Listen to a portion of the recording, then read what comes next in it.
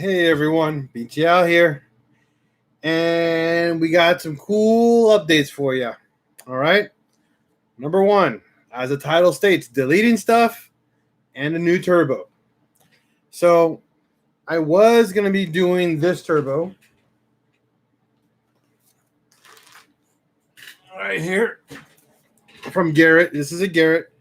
This is kind of a T3 setup. Pretty large, actually. It has a really, really large hot side. I think it's an AR84 and then an AR60, no, AR50 cold side. So this is the turbo, brand new for the Corrado with twin scroll set up on here.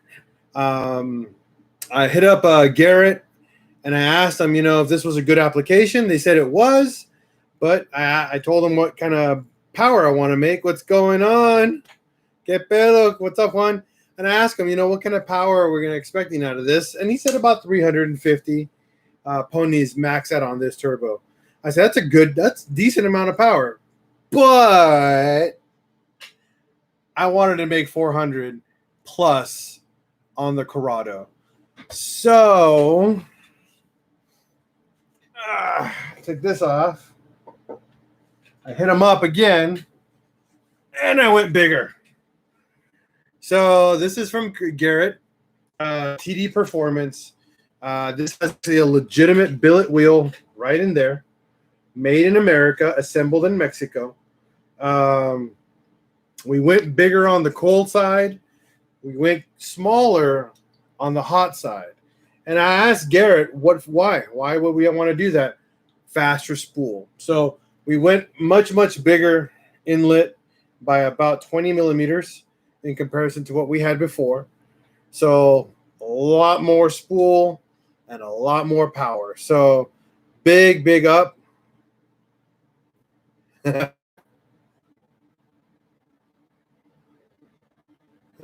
Si quieres, Juan, I got that down here for you, man. I'll sell it to you. I have no use for it right now, but this is what's going in the Corrado. So you guys tell me.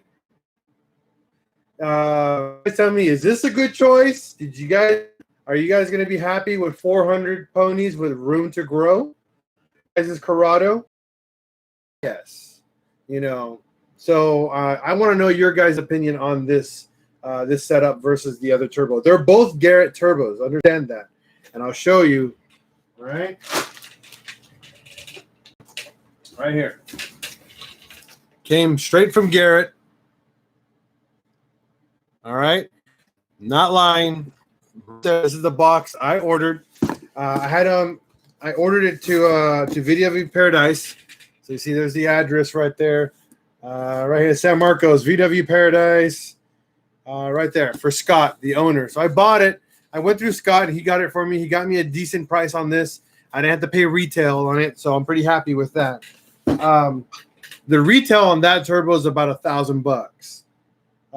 Going through Paradise Motorsports, we ended up saving about $400. So we paid about $650 for that turbo. And as by Garrett, they stated that this is going to make 400 plus horsepower with no issues, versus this other T3 setup here, which a much hotter hot side, so it's a slower spooler, makes about 300, 350. So I mean, they're both perfect turbos for this setup, especially for this car. This car doesn't weigh very much in comparison to, the typical Mark IV, which is another 800 pounds more than a Corrado. So, and, hopefully you guys enjoy the turbo, because I'm not going to enjoy it as much until whoever wins it. This turbo around here retails about $700 plus. I'm actually going to put it for $500, never installed, brand spanking new. If you guys are interested in this turbo, honestly, $500 for a 1.8T, this will make, I'm telling you right here, 300 to 350 ponies easily. All right, so $500 for this guy, brand spanking. Wow, losing signal here. What's going on? Are we good? Are we back? Looks like we're back. Are we all good? Good. Yeah. Yeah, Juan, you got. I haven't even touched my stimulus check yet, and apparently we're getting a second one. So I'm fine with that. More car parts. So on to the big here, and the really most important part of this tonight's ordeal is the coolant ball delete and the power steering relocation. A lot of people have been asking me for this, and I finally made a kit for us for who want to relocate your power steering and hide it, and especially for all you guys who want to delete the coolant ball to give that really clean engine bay look. I finally made a kit for you guys. I orders for it starting tonight, so they will retail about, I'm thinking about $75-$80 in total plus shipping, and it's going to come with something like this. These are not the parts that you're going to get, but we're going to show you what's going to come with it, okay, because these are the parts you're going to need to do it. Let me open them up here.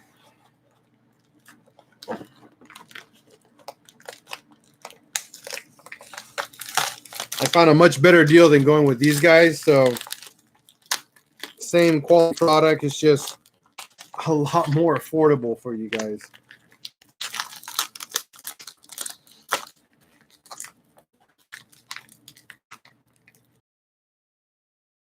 So, all right. So this is part of the kit, not the entire kit.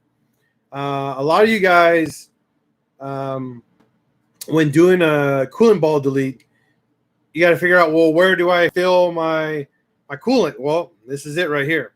This is what we call a filler neck, and this is 1 1/4 filler neck adapter.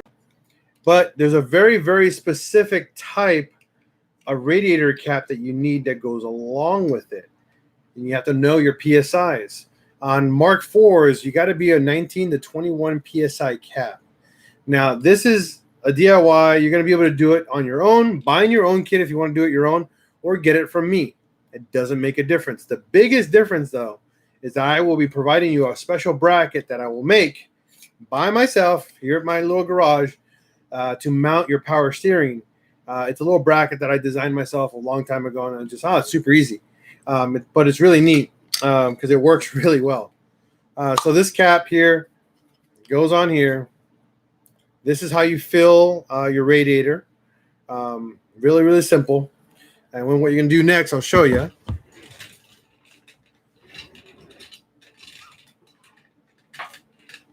Now, these are the hoses on your car. This is the one on the top there, the top radiator or the top filler neck. Now, this little short one goes to the coolant flange that sits on the next to the block. Ignore this one. This is the one that hooks up to the radiator that has that quick release. You're going to need to unclamp that, okay? And then you're going to need to cut it right here in the middle, right in the middle of this hose, okay, guys? This is what's very important. I'm going to show you. So I'm going to cut it, and so you guys can see what I mean. This is an old hose, so it's not a big deal, but I want you guys to understand what's going to be going on here.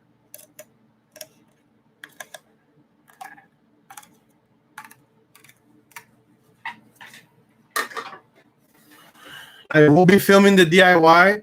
I just got all these parts in like not even an hour ago, so it sucks. I couldn't do the DIY because I lost light. So this goes on here, but you're like, oh no, it doesn't fit. Flip it around.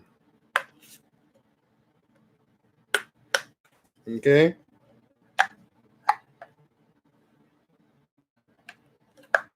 It still doesn't fit, but you'll get it on.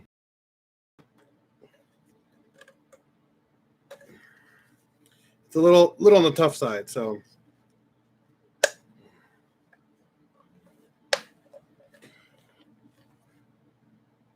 Okay. So I said I'm not gonna put this on all the way. You're gonna flip the hose around. Now you're gonna be like, oh no, it's gonna be super hard to get on this side. Actually, it's just it's easier to get it on the plastic than it is on metal for some reason. So that flange, make sure you yank it off the radiator. You're going to grab it from here, put a little bit of a grease on here to slap it on and put your clamp on. Make sure that this is as flat as you can. When you cut it, trim it and shave it, make it super flat. Okay.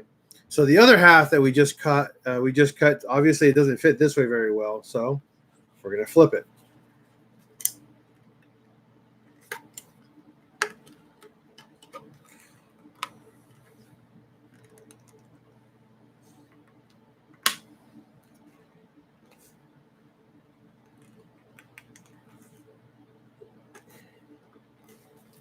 Okay. Now you have a radiator cap and no longer have a coolant ball. Obviously, you're going to turn this around, make it fit all correctly. You're going to orient everything correctly. But I'm just showing you what's going to look like when you get it going. Now, right here, there's that little three-way hose that goes straight, one up, and one down. The one that goes up, you pull the hose off of that, and you cap it. You no longer use that anymore because that's a return line to the coolant ball. That is non-existent. That return line is now here. Okay, you can go one of two ways. You can have this drain down to the ground and just let it dump coolant to the ground. That's what I do. The only downside of that is that every 2 to 3 months you're going to have to fill it back up with coolant. Just keep a jug of coolant; it'll last you about 2 years. Pretty simple. I literally have a gallon of coolant just sitting right in my garage, immediately right there, and I add about a cup and a half, and that's it. Yeah, I'm just trying to show you for an example, Mike 4 Wolf. This is not what it's going to look like. I'm just showing you like what you have to do to make it work. But we're going to have a DIY on it, on a full DIY on my YouTube later on Thursday. Because I go to work tomorrow, then I'm off again. On Thursday, I'm actually going to film the whole process on how to do this correctly, okay? This is just an example, okay? So please do not take this to a grain of salt, all right?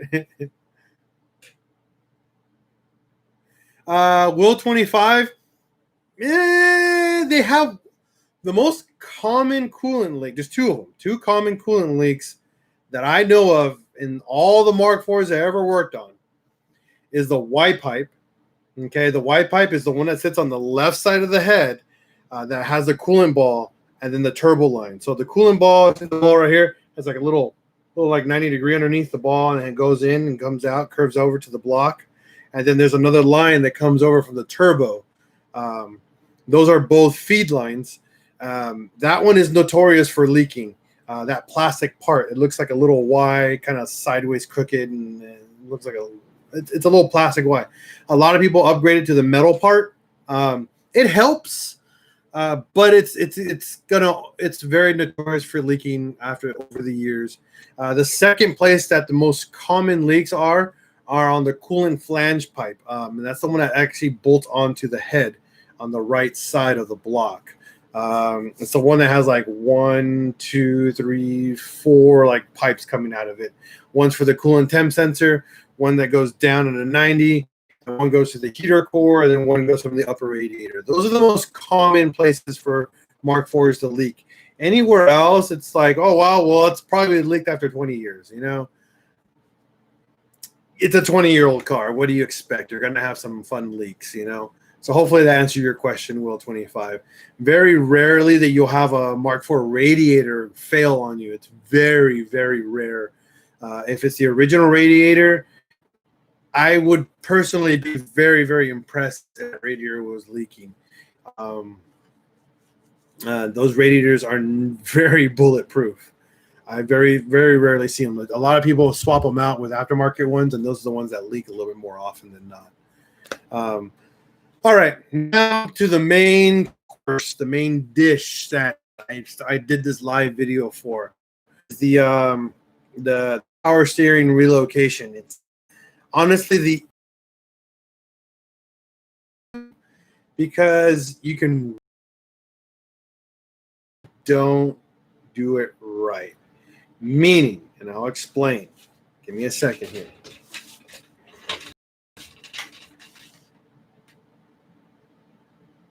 Yeah. Okay.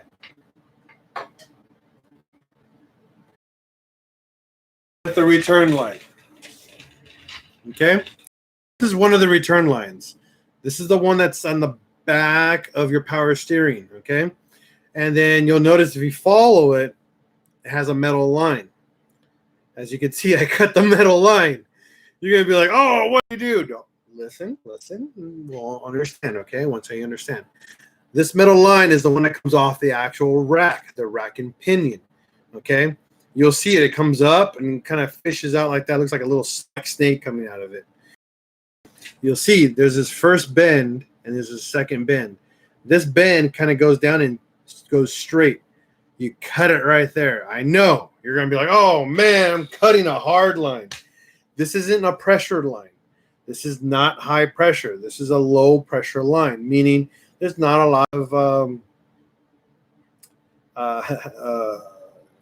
what's the word? Power steering fluid in here under very heavy pressure. This is like probably 5 to 10 psi. It's not a lot. It's the return line. The one that feeds into your power steering now, that's a high pressure line. We don't cut that one. That's a big no-no. You get that if you want that one shorter and everything, you get that custom made. You do not cut that line. This one, you cut all day. Okay. Now where I cut it, what you're going to do is get a grinder and kind of like round the edges of that cut. You want it as round as possible. Okay. And then what you do, you have to get a special type of hose. Okay. You can't use any old boring hose. Okay, guys. Now, in my kit, I'm going to provide you with all this stuff. This is a 5/8 return power steering line hose. And as you can see, it only has one braid in here because this is not a high pressure hose. This is just meant to allow the fluid go back into the reservoir. That's all it does. So what you're going to do is you're going to try that cutoff part that we did. We're going to try to round off the edges as best we can. What I like to do is slap on here or on the actual metal fitting. I slap a little bit of grease on there. And I mean light amount of grease. And you slide this on without bending that line, okay?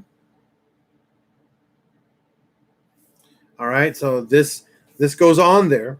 And then I give you 5 feet of this hose, okay? Now, this hose, you can route it however you want. This is the reason why I gave you this big piece of a 5-foot hose is because this shit ain't cheap, man. Return line is not cheap. I thought this stuff was going to be pretty affordable. This is not cheap. So you're going to put it on, you're going to route it, and then you're going to find where you like it the best. In my DIY, I will give you my personal opinion for the best option, where it's going to go. And then we're going to go to the next big bad boy, okay? Right here. So your power steering reservoir is this guy right here.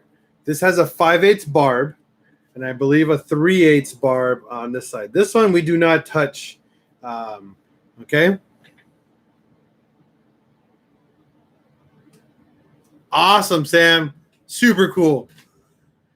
Okay, so this fitting right here, we're going to explain what this does, okay? This is my little homemade bracket that I will provide in the kit. This bracket relocates your power steering. It hides it from plain view. It puts it underneath your car. So, well, my favorite thing about it, it's super simple to make, but it's my own like simple design. It's not super complicated, but it works, and it works very well. I've had mine on my car for years. So what you're going to reuse from your power steering is the nut, this bolt right here, this nut and bolt that you have that mounts to the actual motor mount. That bolt, you're going to save that, okay, guys? This is super important. That's the only reusable part on the top of your car. Everything else is going to be useless, okay? So this bracket that I'm going to make, I'm going to have these powder coated so they look pretty and black. We're going to have them all powder coated in black. We're going to bolt this underneath your car. This bolt in, you're going to use, I'm going to provide stainless steel nuts with locking washers so they bolt really nice onto your car and they look good. You know, we're going to do that, okay? This bolts underneath your car. That power steering hose that I just talked about right here with the 5/8 fitting is going to go onto here, okay? That goes right onto the back side of this. This is the return line. This is what's going back into your power steering reservoir. Okay, you're going to measure and cut, and then you're going to cut it to fit correctly. Now, the last bit of your power steering relocation, this guy right here. And you can see this is a lot shorter than what's on here because you got to make sure this is actually bolted back onto your power steering pump. And you're going to make all this mount. You're going to have this all mounted. Make sure this one's removed from this side. You're going to remove this hose. And you're going to go like this. And you're going to measure. And you're going to cut. I gave it a quick cut. It's actually the second bend. So one. And then on the second bend where it straightens out, that's where you cut it. Again, I will show you guys on the DIY on Thursday that I make for this how to do this. You're going to cut it. You're going to reuse the clamp that comes from the factory. Do not buy aftermarket clamps. The factory clamps are constant pressure clamps. These clamps are 100 times better than any other clamp you're going to buy for these hoses. Okay, guys? Make sure you keep your factory stuff. You don't understand how much better these clamps are than the stuff you get from like Lowe's, Home Depot, or Autos and stuff like that. Stuff is garbage. And then what you're going to do is make sure that clamp is over here. You're going to twist it, and get it all set up right. Make sure it doesn't rub. And then on the DIY, I'll show you where to cut. There's two spots you need to cut your radiator mount. Not the radiator, but where it mounts to. There's a little gap you got to cut about 1.5 inches. We'll show you how to do that. And that's it. You just relocated your power steering so no one can see it. And then we just deleted your coolant system so no one can see everything on the left-hand side. It's going to be beautiful. You have a super, super clean passenger side of your car doing this kit. All right. Now, if I sold you this kit as it is now, this would be about $100+ and I don't think that's fair. Because this stupid thing is like $30-something. This radiator cap is almost like $26. It's not cheap.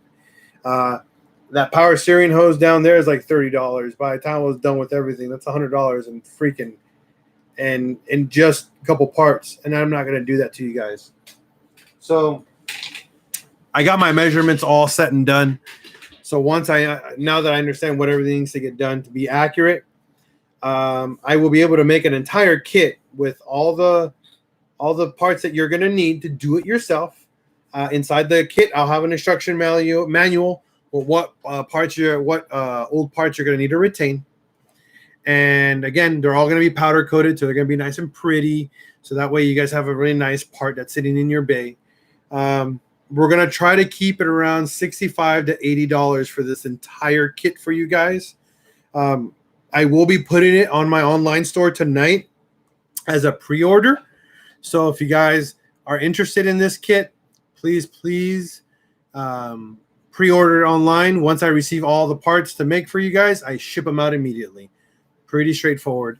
The reason why we're doing a pre-order on this one is because I don't know the cost to ship it, and I want to make sure it's affordable to ship for you guys. So we're going to have it available as something you guys can order, but without shipping at the moment until I have the exact cost for you guys for shipping, because I want to make sure when the new parts that I get are weighed a little bit better, so your price gets dropped a lot more, and I don't want to overcharge you guys on shipping. You know, it wouldn't be very fair, honestly. And of course, with every order that you guys get, you get all the stickers, cool stickers from us, and a bunch of other stuff that we're going to start giving away now in our packages too. We're going to try to do as much as we can to make our packages a little bit more upgraded, even though we reuse a lot of boxes from my job, especially because boxes are not cheap, guys. All right. That being all said and done, what's going on, everyone?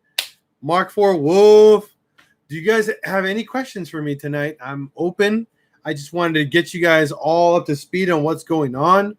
All right. Again, Mark IV Wolf or anybody else who's interested in this kit, it will be available tonight on my online store.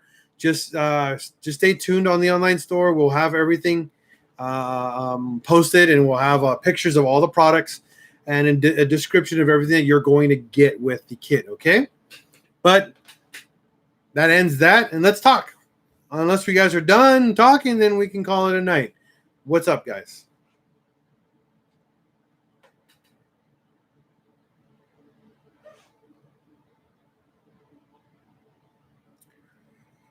¿Qué pasó, Marvin Euro? Woo-hoo. This guy.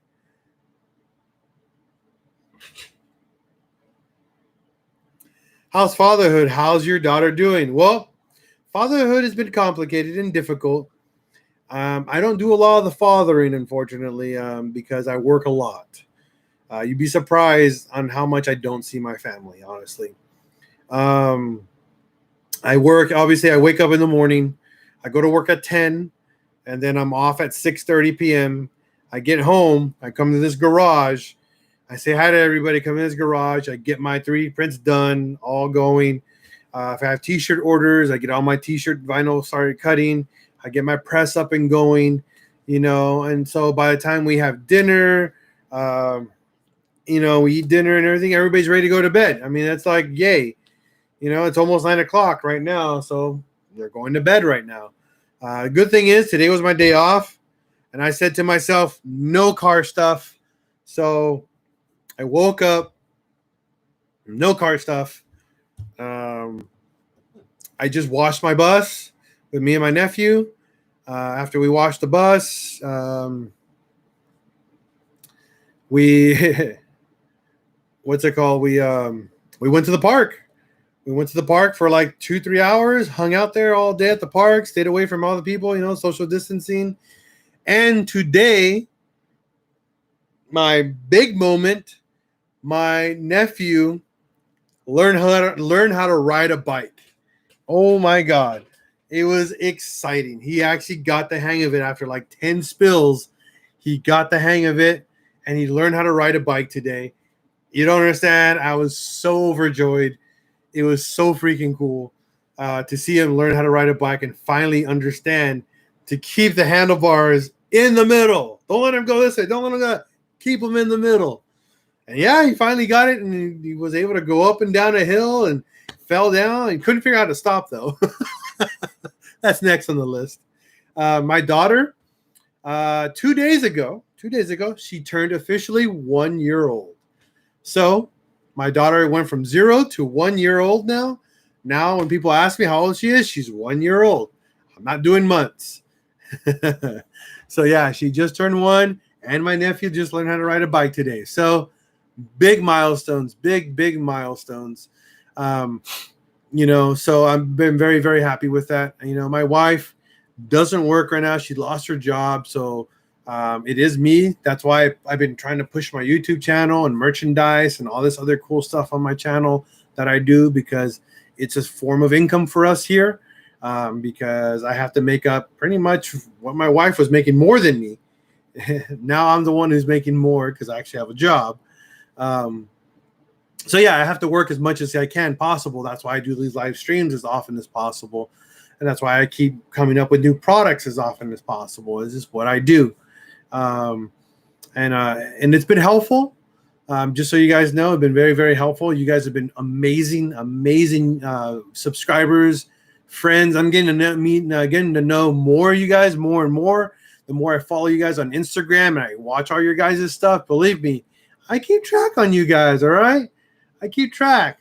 Same with Mark IV Wolf. I've been definitely keeping track of his car a lot.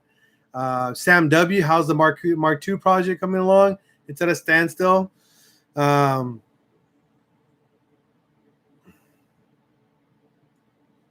W., I am trying to. You understand how hard it is for me to do this.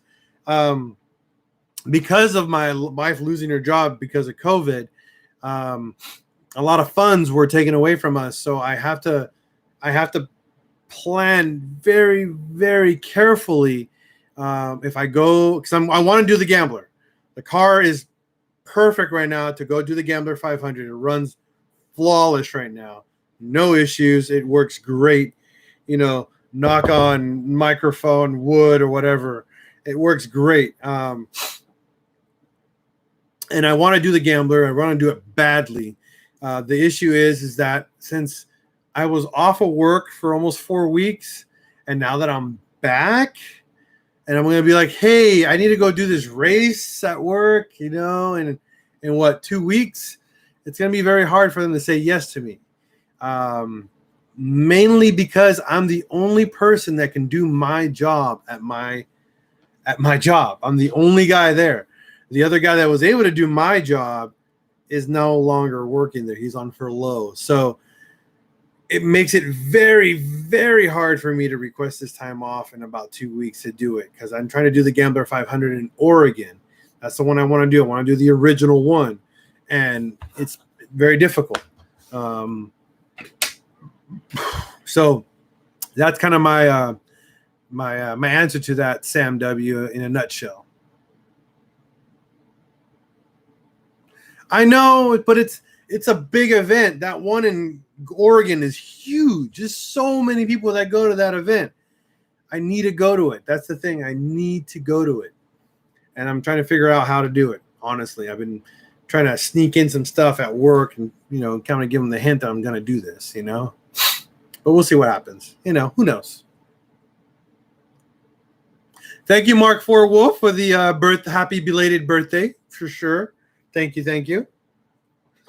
Be right back. Give me a second.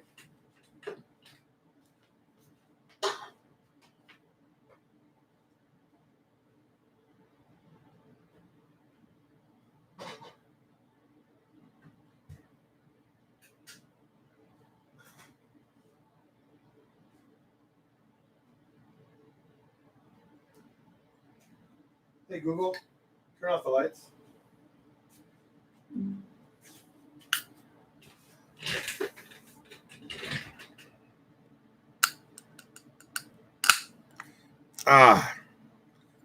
Cheers, everyone.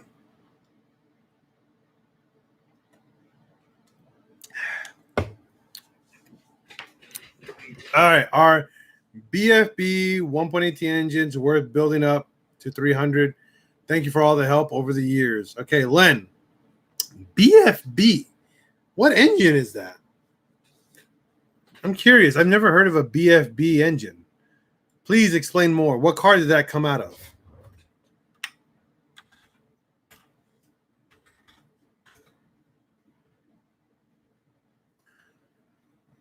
Oh, that's out of an Audi.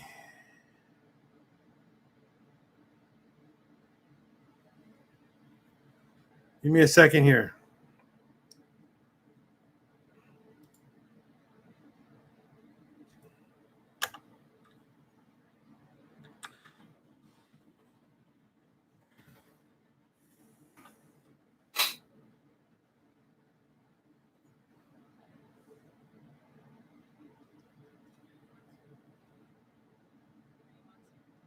Yeah.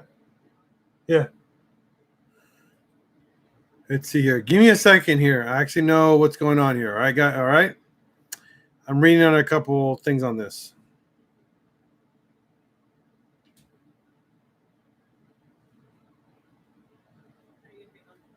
Just a couple more minutes. Okay. Have them come over here.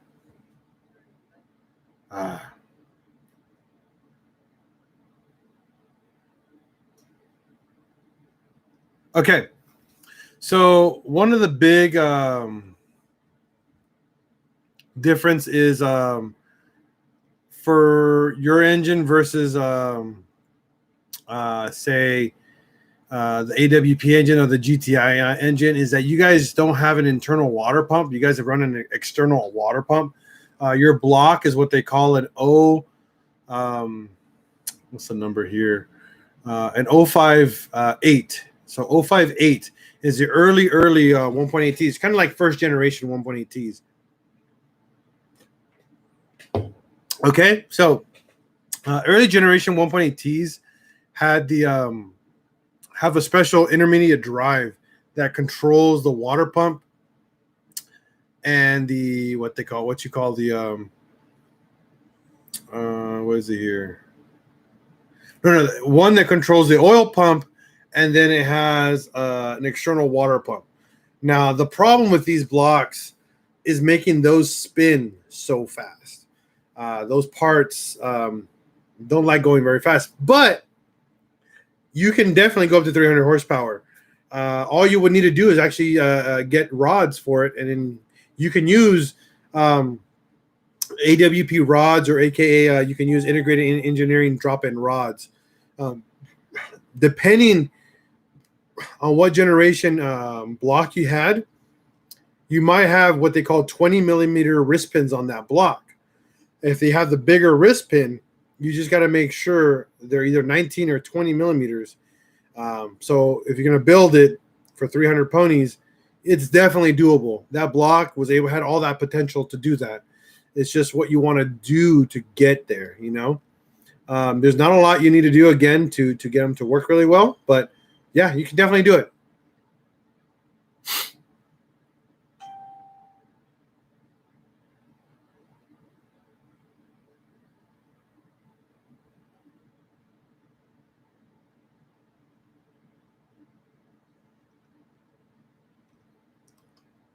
So again, you just got to make sure, because most of your 058 blocks were again 20 millimeter wrist pins. So when you buy your parts or your pistons, or not your pistons, but your rods for that block, you got to make sure you get it for that style. But you're only going to, one way you can make sure is when you pull that whole engine apart and you get to your pistons and your rods, check the wrist pin, and that's where it connects to the piston. That's where it rocks.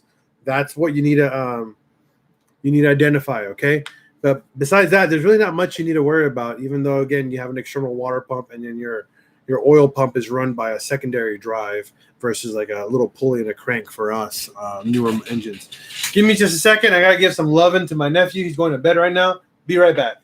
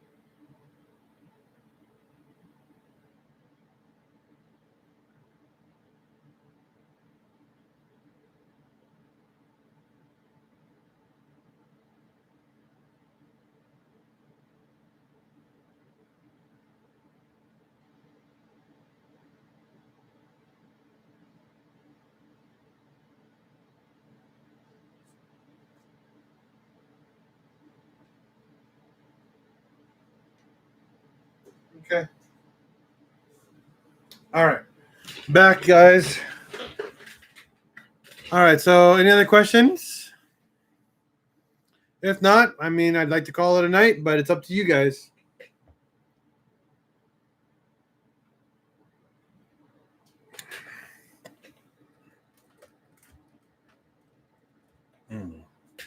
There we go. That's better.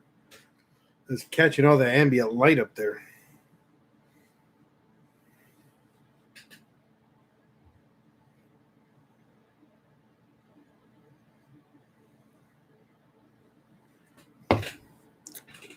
Any other questions, guys? If not, I'm gonna shut it down for the night. But remember, we're gonna have the power steering delete kit and coolant ball delete kit available very soon. Tonight, I'm gonna be posting pictures on what it looks like. It's not gonna be the exact parts that I'm gonna show you guys, but it is gonna be available for sale. Best easy out, right? What's up, Nick Gardner? But again, What's the best way? Oh, super simple, Sam. Pull the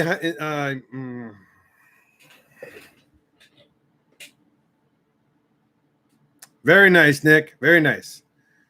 For the Mark II, what's really nice about the Mark II, if you go inside the cabin, you can pull the entire engine harness through inside the car.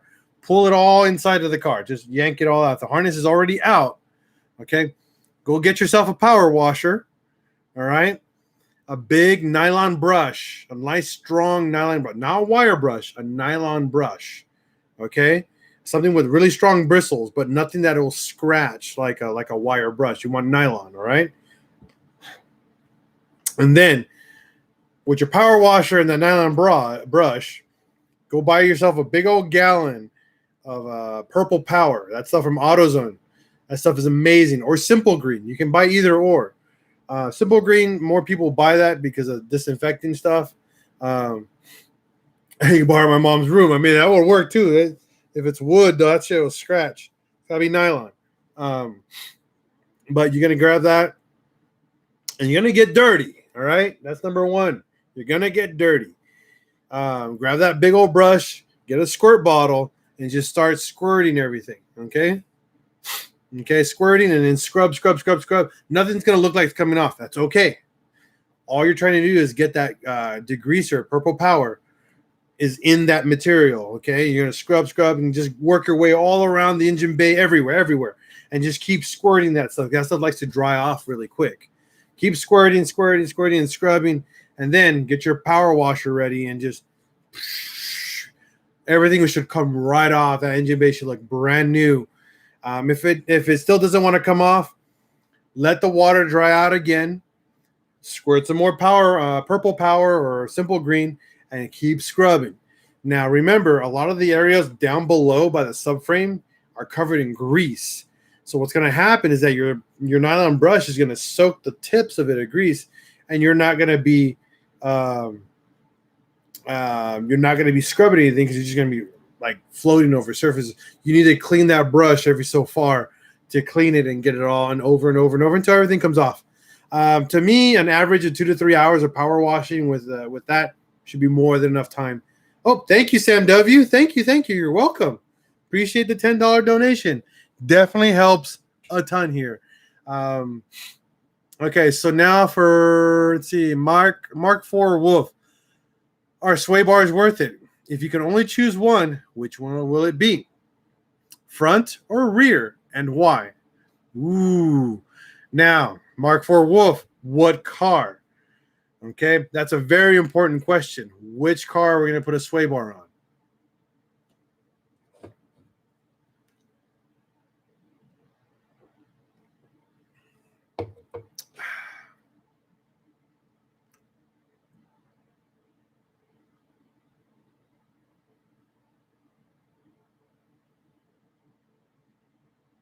A Mark IV Jetta. Okay. Now, are we trying to ride low? Or are we going to try to ride an actual, like, proper... What's going on, Primo Films? What's up? Those kids are awesome. Hopefully you guys saw the video from earlier today. These guys are freaking hilarious. But, again, back to Mark IV Wolf's question. Are we riding really low, low and slow, where we're scraping, or we're actually going to be riding a proper height? That's also a very important question.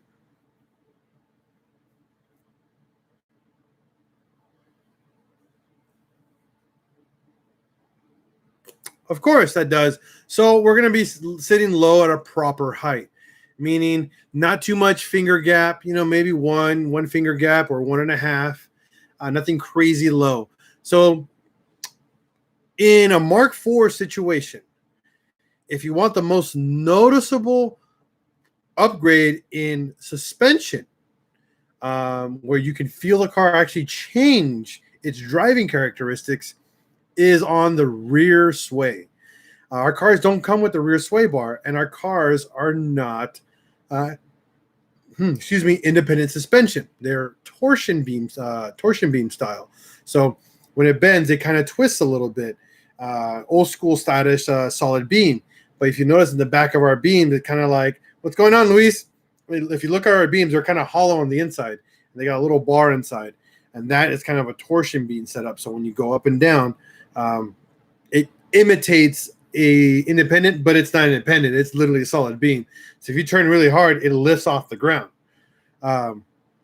which is super cool to me. I love that. But obviously, it's not a lot of grip. You only got 3 wheels on the ground versus 4. So when you slap in a beefy rear sway bar versus like a beefy front sway bar, it locks that beam from doing this and keeps both wheels like planted. So when you do a hard turn, it feels like you're actually going on rails. It turns quick and it's very responsive. So that being said, rear sway bars are the biggest and most noticeable upgrade on a Mark IV. Okay. Yeah, 28 mil. That's a perfect size rear sway. That's super stiff. And again, you will notice the difference. I guarantee you.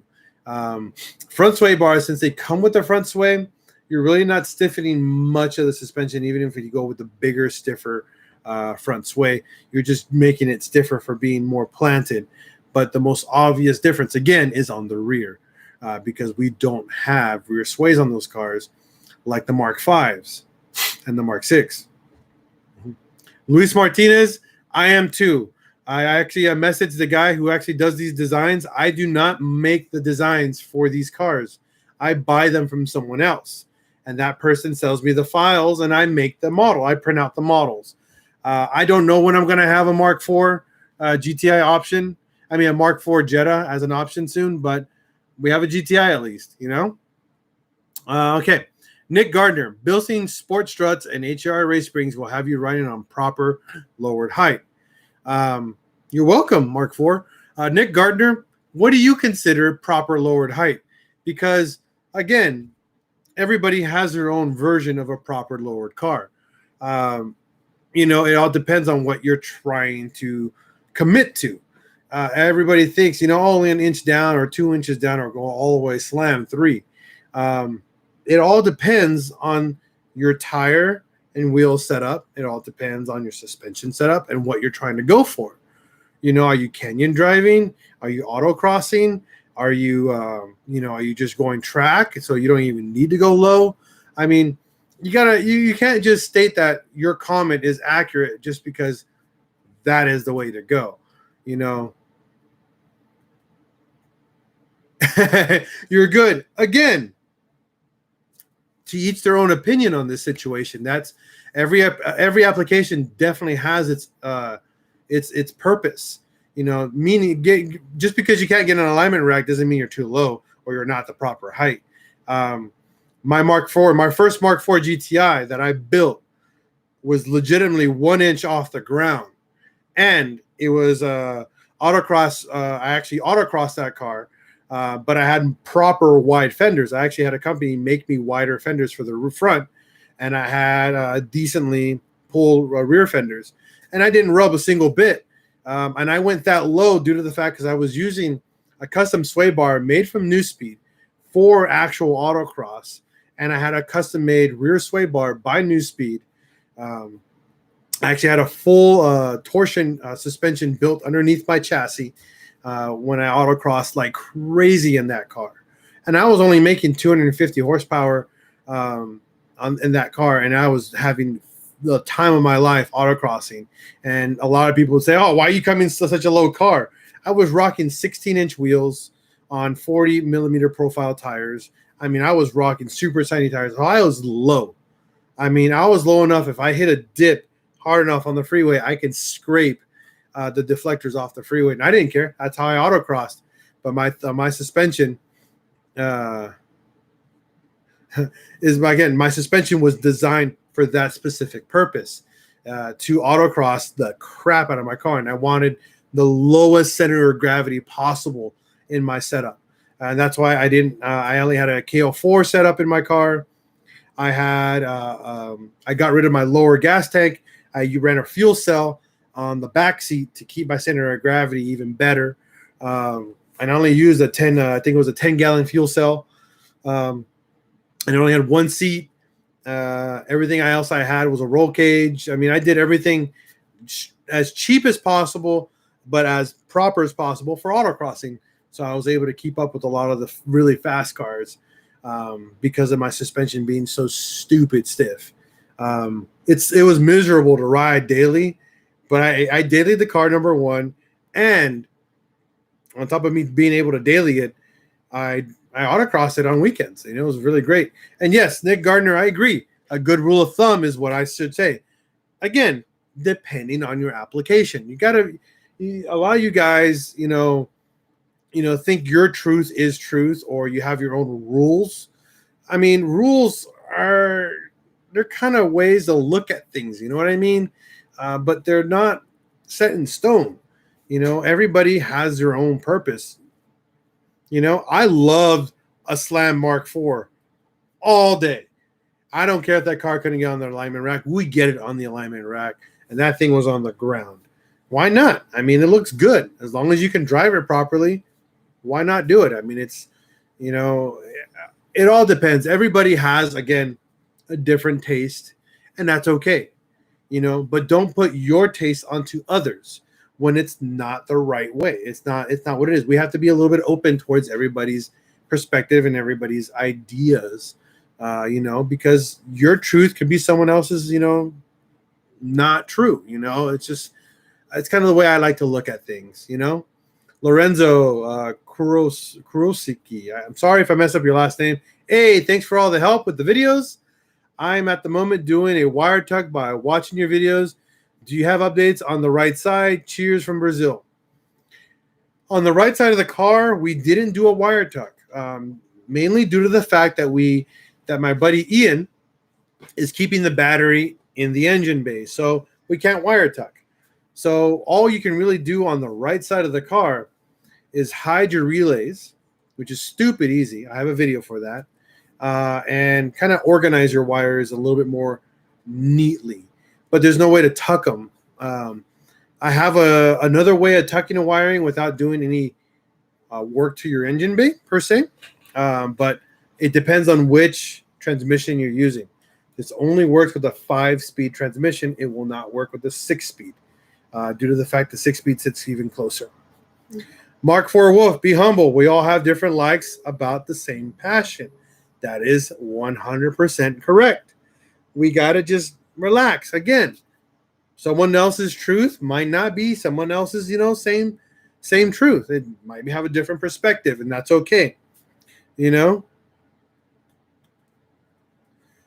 the kit, I would be making work on a 12-valve 2.8 VR6. Yes, it will work on a 12-valve, and it will work for your radiator. You just have to kind of mess around a little bit, but yes, it will work with the VR6. Oh. Let me pop in the trash real quick.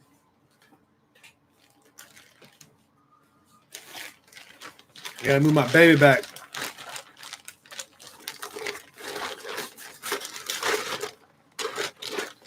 Tiny, doing the water pump on my Bronco. Best place to find bolts aside from the internet? The dealer. I said the D word, bro. Unfortunately, there's no other better way, another better place to get the proper hardware besides the dealer.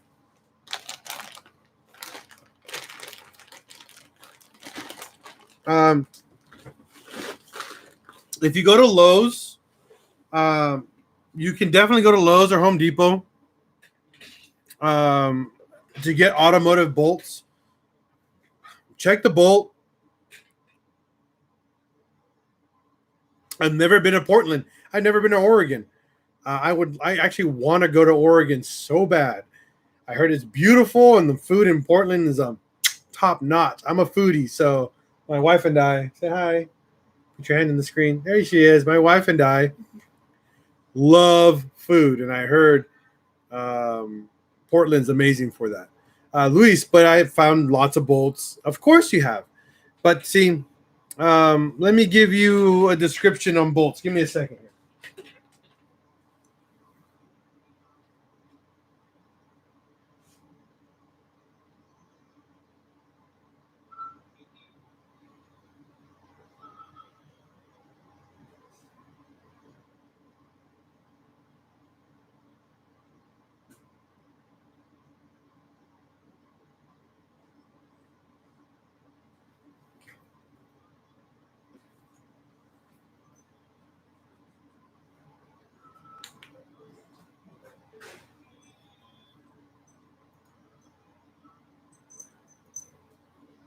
All right. Bolts, bolts, bolts, bolts. Ooh, okay. I'll look it up. Okay.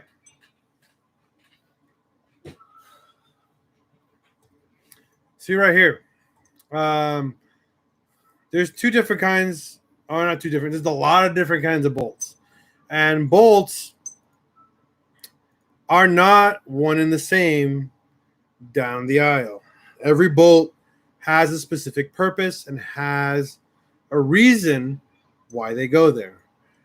For example, this is probably one of the strongest bolts you can find on the market in a retail location, which is an 8.8 grade bolt. Right here, it's hard to tell, but there's a number on there that says 8.8. This is pretty much the average quality bolt that you'll get at like a Lowe's or a Home Depot. Okay, 8.8 is very strong, but it's not strong enough depending on what it is on the application.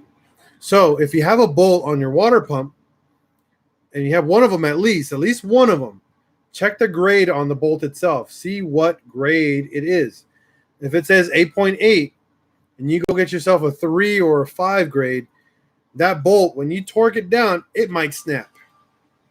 Okay? They're all different grades have different tensile strength. That's why they're graded. That's the whole purpose of them. You know, this bolt can probably take about 100 foot-pounds. And then this is a 10.9 grade bolt. This thing could probably take about a good 150 foot-pounds easy without breaking. And that matters a lot, guys. It matters a lot based on its application. You'd be surprised on how important these stupid little things are. They're very important. So when people say, hey, just go to Lowe's, go to that, make sure it's for a proper application that you're trying to match up to.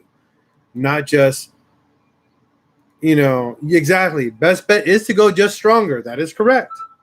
If you cannot find the matching bolt, it is a better option to go stronger. However, and I'm saying however, what if that bolt that goes on there is meant to be stretched? That's a very, very big however. That being said, on that block back there, if you see that right behind me, there are 4 bolts that no one ever replaces. And it's stupid important to replace them. And it's the bolts that go on the front of the crankcase for the breather crankcase and the oil circulation. There's 4 little bolts about they big. They stretch. They're torque to yield bolts. You bolt it on and you give it a full 90 or a quarter turn is what they call it. If you don't replace those bolts and you try to do it again, that might snap in your block and now you're effed. Now you got to go take that bolt to a machine shop, take that block to the machine shop and have someone yank it out. Again, this is why we do our research and we take our time before we just start doing a job. No disrespect to my Mexican family here, but we Mickey Mouse everything, fool. We just Mickey Mouse it. That's how we call it, man. We just get it done. Again, it works. It works on some applications, not on all of them. Okay, so hopefully you guys learned something a little new about bolts today. Very, very, again, important thing to know about hardware. Let's see here.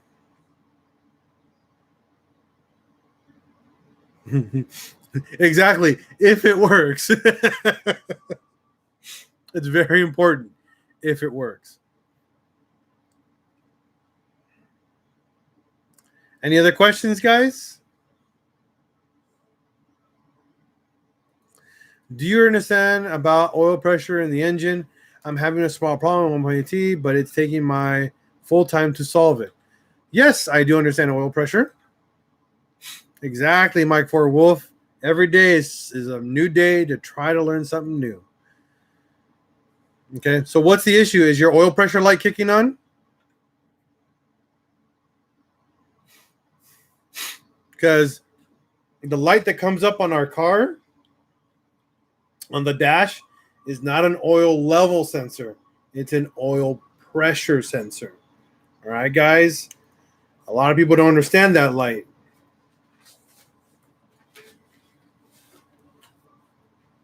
Phoebe is a really good brand. It's actually a German brand. So, yes, I recommend that brand, Luis. Tiny, this is my pride and joy. So I'm trying to do it right without waiting for bolts to come in. Well, I already told you how to do it right. So go to the dealer. You don't understand how often I go to the dealer.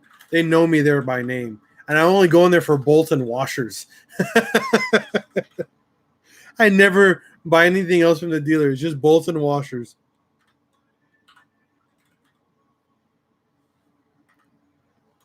So, Lorenzo, what's your question about oil pressure?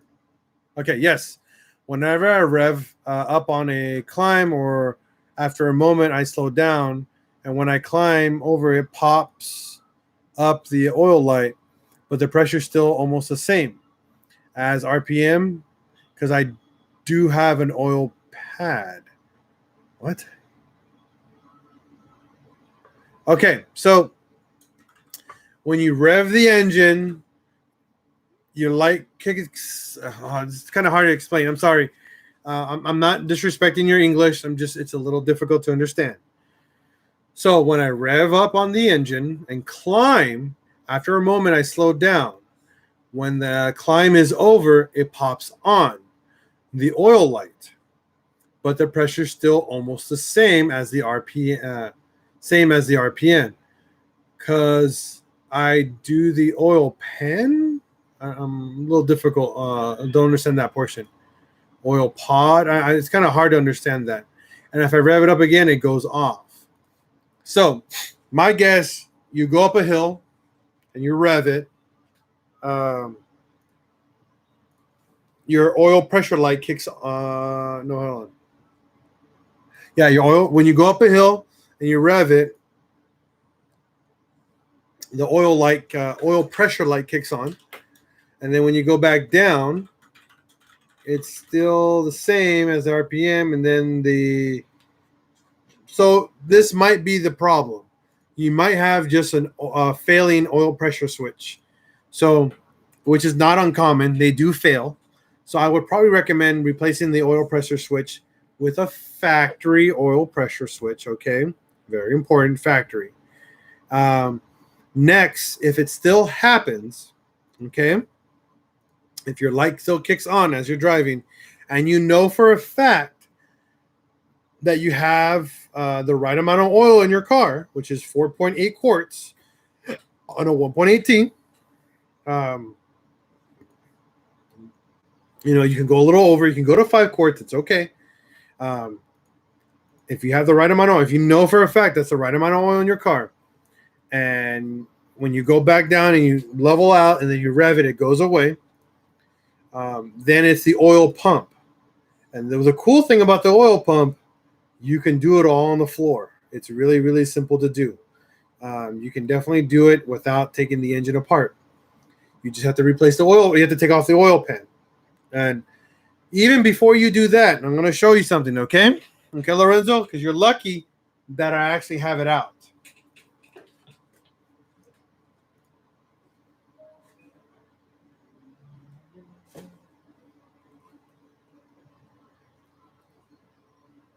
Where is it?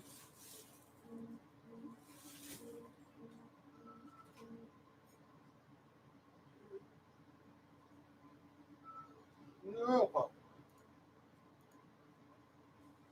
Oh, here it is.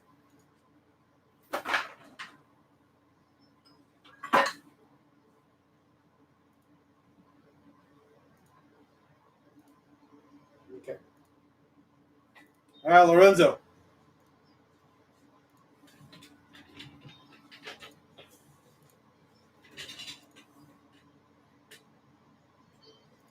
So here's your oil pump. One thing that's super, super common with these things that fail, or not fail, but they have problems because of your stupid dipstick on the 1.8T, always breaks. See this right here? This is where your oil gets sucked into your engine. This is called the oil pickup tube. Inside of here, There's a little tiny screen. I hope you can see that. It's like a little mesh screen. A lot of times that big bright orange tube that has your dipstick breaks and falls inside of there. And it gets inside here. And it clogs that up. Or, I don't know the quality of oil in Brazil, but a lot of people use cheap oil in our cars. They use they don't use synthetic oil. They go into use conventional oil. And conventional oil likes to what we call sludge up. It likes to turn into una goma, like a glue, over time. You know, if your oil changes are not consistent, and it goes in here and it gets clogged. So what's happening is that you're revving the car, going really fast, and you're sucking all that oil up as fast as you can, and your pressure's going up.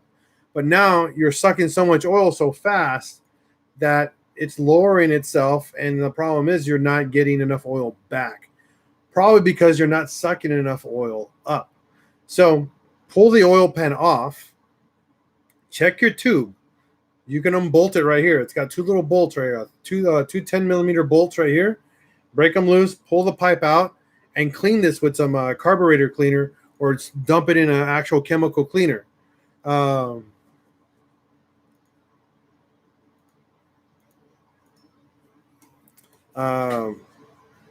so you use good oil.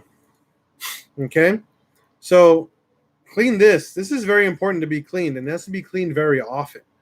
You'd be surprised at how much junk this stuff picks up over time, especially cheap mechanics. One of my favorite thing that pisses me off like no tomorrow with really ghetto mechanics is that the oil pan, they love to put like a gallon of freaking RTV on there. Okay. And then we put that pan on and they bolt it all up, and they got these chunks of RTV everywhere on the inside of the car.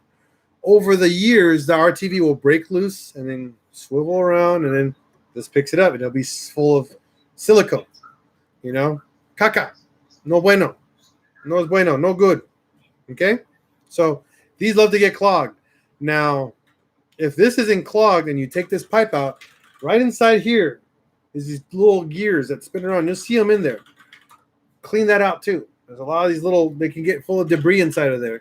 Get some carburetor cleaner, clean all that out, spin the gears, clean, drain, clean, drain. Try to get as much junk out of there.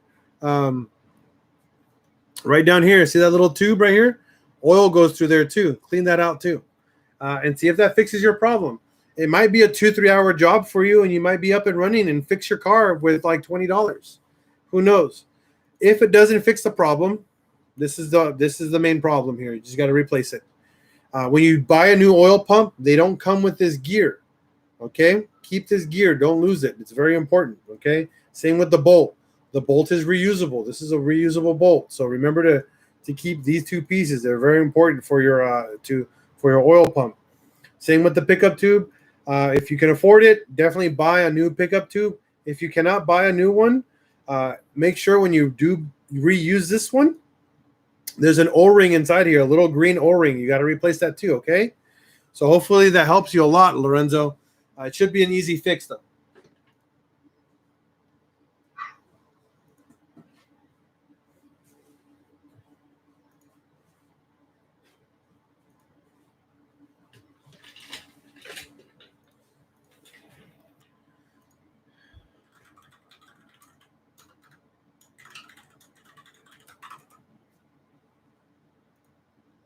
Oh, 2050. Oh my God, that's syrup.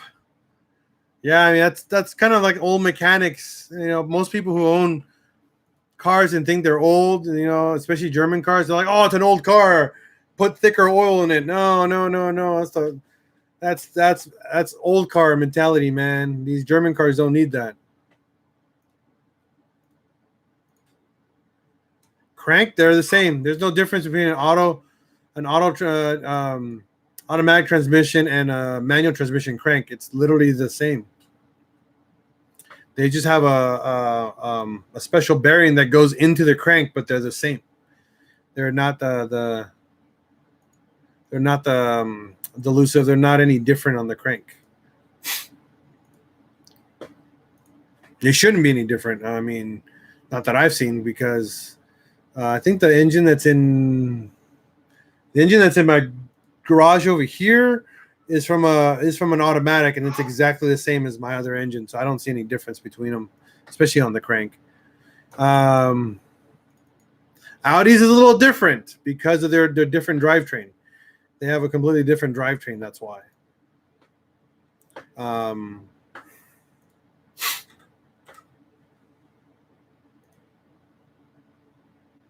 Because on Audis, they're longitudinal. They're longitudinal this way, and Mark IVs are transverse. So on Audis, they're designed to have the Quattro and that whole driveline, so they have a different shaft for them to bolt onto. But that's weird though, because on my Mark IV, my first Mark IV, I swapped the engine out with an AWM.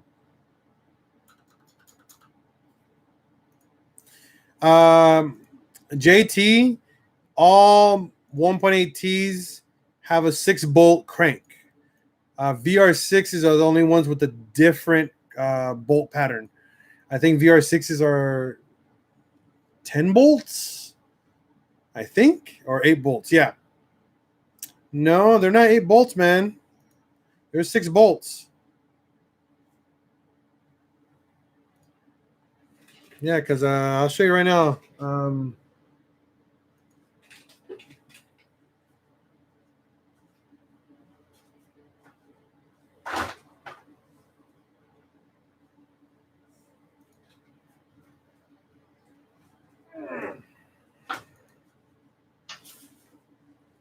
This is a manual transmission right here.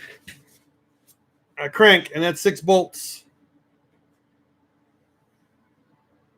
So I don't know where you're getting the 8 bolts is on the VR6. I've never seen an 8-bolt crank for a 1.8T. I would like to see a picture of that. That'd be interesting to see it on a 1.8T crank. Because a lot of the 1.8Ts, especially from the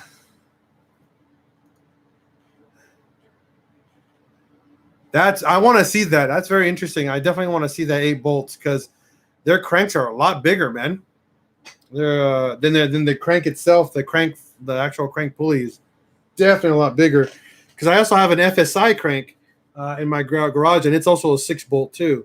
And those come off of my FSI crank is off of a 2006, 2007 GTI, and it's also a 6-bolt. So I'm very curious to see why Volkswagen changed the bolt pattern on their engines for an Audi, and there's not much of a difference. I'm very interested to see that. Yeah, I want to see that. I'm definitely gonna look that up because on automatic transmissions on Mark IVs, I'm gonna show you here. There's a pilot bearing that goes inside here for automatic transmission, so you can put the torque converter on here. And it bolts onto this on the inside of the torque converter. So you can literally just go grab a automatic transmission 1.8T and just swap it over. Yeah, that might be it because of a Quattro. I think because of the generation, probably based off the chassis, that style. That's probably why it uses the bolts. And no, they're not reusable. They are one-time use bolts. That's for sure.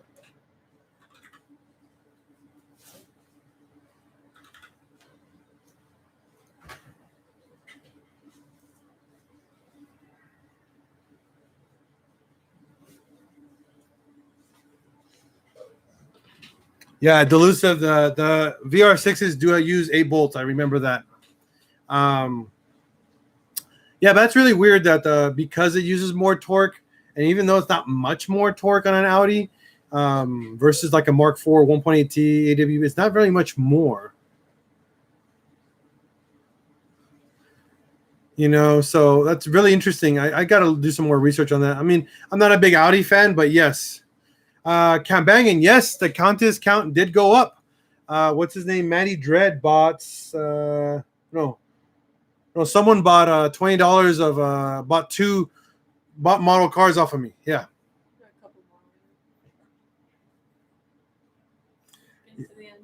Yeah, we're getting close, man. We're getting really, really close. I think he bought $20. So 3, 6, 9, 12, 15, 18. So 7, we're probably at 1,114, give or take. Yeah, 1,114 entries right now. So we're like 80 entries away almost. So definitely almost over, guys. 3 Bowman, my friend saw you driving. She tagged you. Yeah, I know. I saw that. Nice, banging. Hell yeah. Again, for all you guys interested in my coolant ball delete kit and my power steering relocation kit, it will be available. Once I end this video, I'm going to go on my online store and add all the items so you guys can pre-order your kit, okay? And yes, that will go towards the contest, exactly. That'd be more entries for content. Well, again, it depends on the Audi. I mean, if it's a front-wheel drive Audi versus a rear-wheel drive, all-wheel drive Audi, I don't think that's much more. Angel Flores, how much for the kits? I'm going to give you guys a combination kit. So, again, go to my online store in about a half an hour to an hour after we end this video. There'll be all the information will be on there. Do I ship to Brazil? Yes, Lorenzo. I actually ship all over the world, sir. But you have to email me to get that quote for exactly what you want, and I'll give you a shipping cost.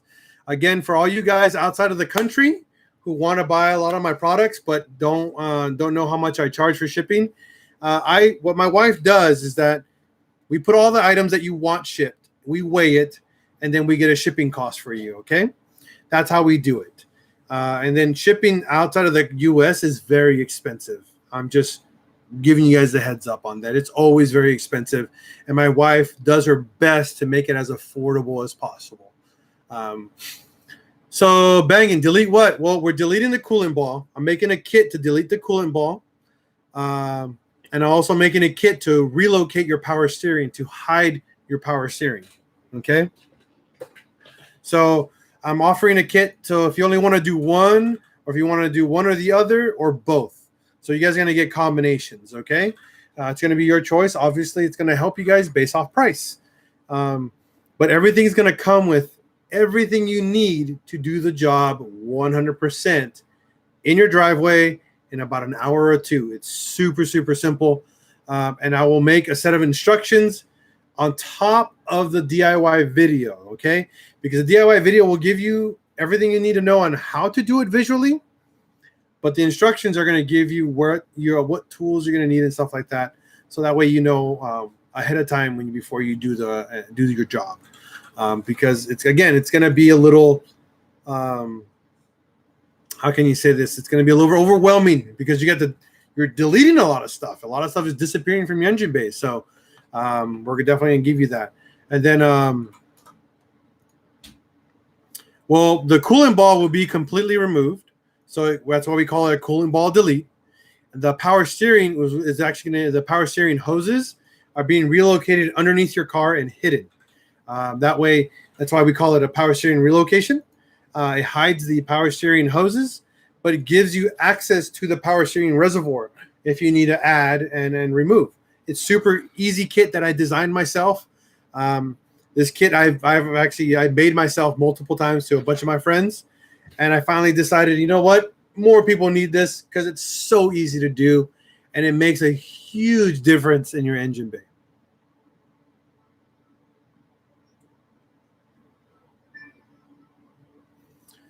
Yeah, that's pretty much everything you need to do. Lorenzo, I don't know what the laws are in your country for smog, but you can remove all of that. But there's a catch. You have to get it tuned before or after for that scenario, because if not, your car will run poorly. I'm just giving you the heads up right now. It will run like total caca-doodie. What? Cock-a-doodle. Yes, cock-a-doodie. I said it. I said it. I don't care who I offend. It's like from Missouri. Shut up. He's a cock-a-doodie. Can you give me some of the sweet tea? You cock-a-doodie. Stop. Such a weenie, man. Oh man. All right. Any other questions, guys? Because the sooner I hang up on you guys, end our date tonight, we're gonna start adding all that stuff on our online store for you guys. Yeah, it's Chicago duty. Jeez.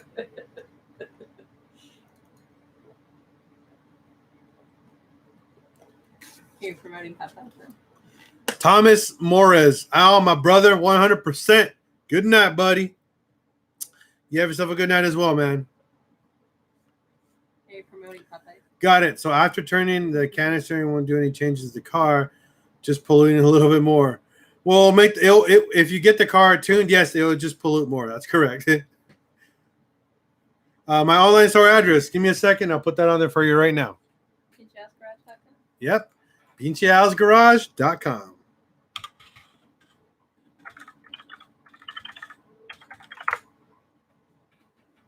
Right there in the comments. I'm out. Have yourself a good one, Mark 4 Wolf, and you're welcome. I'm definitely glad I was able to help you guys out tonight and answer some of your questions. Again, this is what we do here. This is what we're here to do. I need to take a ride up to you guys in the GTI. I know, dude. You need to come over here and hang out for a while. Tiny? Yeah, it's tiny. You're only like, what, 2 days away from us?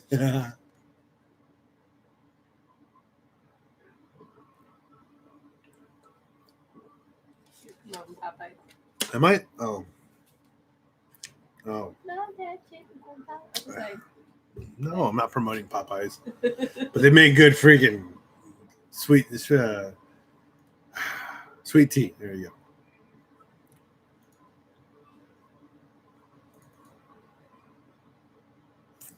Whatever, Tiny. You and your stock VR6. This guy. You can hear a real motor, bruh. Got that VR6 15 degrees slanted motor there, man. Got myself 160 ponies. Pinche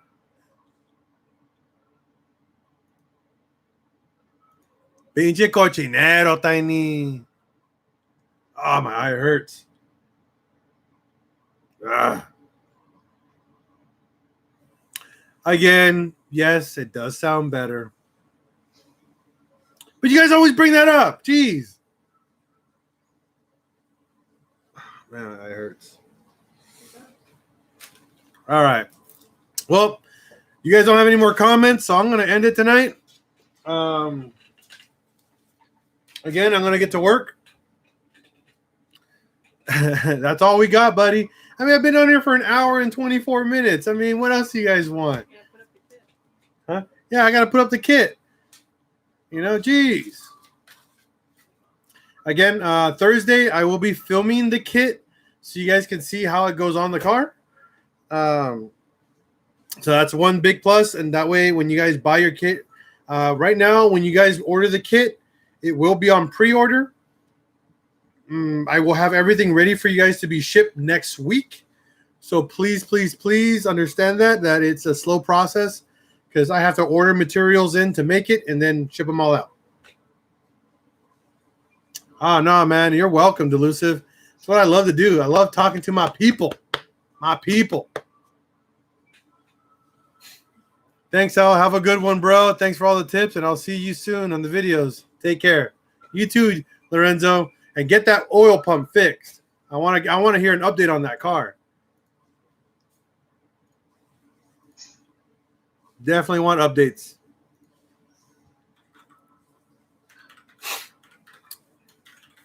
All right, guys. Well, that ends it for tonight.